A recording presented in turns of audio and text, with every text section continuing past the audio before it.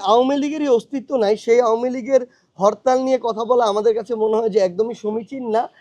Even এই নামটা যখন আমরা নেই না, তখন আমাদের মাথায় রক্তটা উঠে যায়। আমরা দেখতে পাচ্ছি যারা বিগত 16 বছরে ফ্যাসিস্টদের যারা নির্যাতিত হয়েছিল, তারাই আবার এখন কোনো না কোনো স্বার্থের কারণে তাদের মধ্যে গুটি কয়েক তাদেরকে আবার প্রশ্রয় দিচ্ছে। খুনি হাসিনা যদি এই খুনের নির্দেশদাতা হয়, তাহলে আওয়ামী লীগ, যুবলীগ, ছাত্রলীগ হচ্ছে ওই 3টা প্ল্যাটফর্ম, যেই প্ল্যাটফর্মগুলোকে ব্যবহার করে হত্যাকাণ্ড ঘটানো হয়েছে।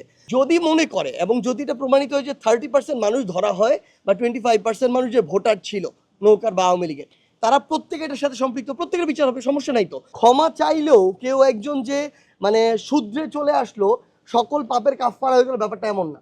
সবচেয়ে বড় কথা হচ্ছে ক্ষমা চাক আর যাই চান, যে কোনো অপরাধ করলে তার ওই তদন্ত সাপেক্ষে বিচারটি হতে হবে।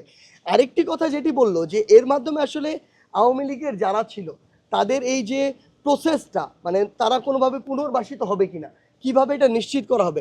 আমরা আমাদের জায়গা থেকে যেটা মনে করি যে এই দায়িত্ব আসলে শুধু বৈষম্য বিরোধী ছাত্র আন্দোলন নয়, জাতীয় নাগরিক কমিটি নয়, বাংলাদেশে বিএনপি, জামায়াত থেকে শুরু করে যে বিভিন্ন রাজনৈতিক যে দলগুলো রয়েছে, এই রাজনৈতিক দলগুলোই কিন্তু বিগত 16 বছরে এই ফ্যাসিস্টদের দ্বারা সবচেয়ে বেশি অত্যাচারিত হয়েছে, নির্যাতিত হয়েছে।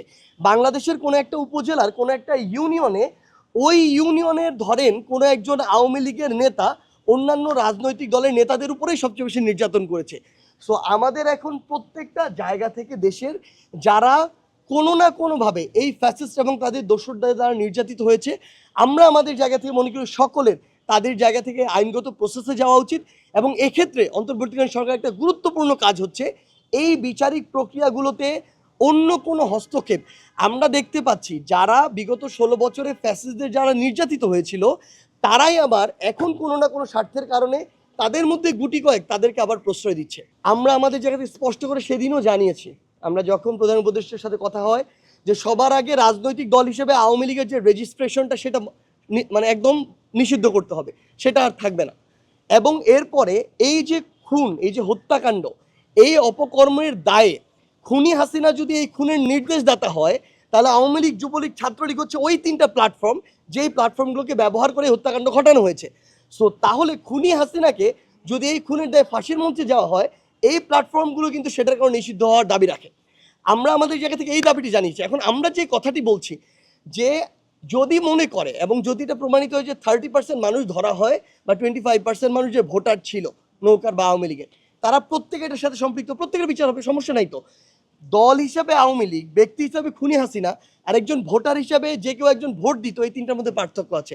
সো ওই দল হিসাবে ওই দায়টা একজন ভোটার যে কোনো অপকর্মের সাথে জড়িতই হয়নি, তাকে আমরা দিয়ে দিতে পারবো না। আওয়ামী লীগেরই অস্তিত্ব নাই, সেই আওয়ামী লীগের হরতাল নিয়ে কথা বলা আমাদের কাছে মনে হয় যে একদমই সমীচীন না।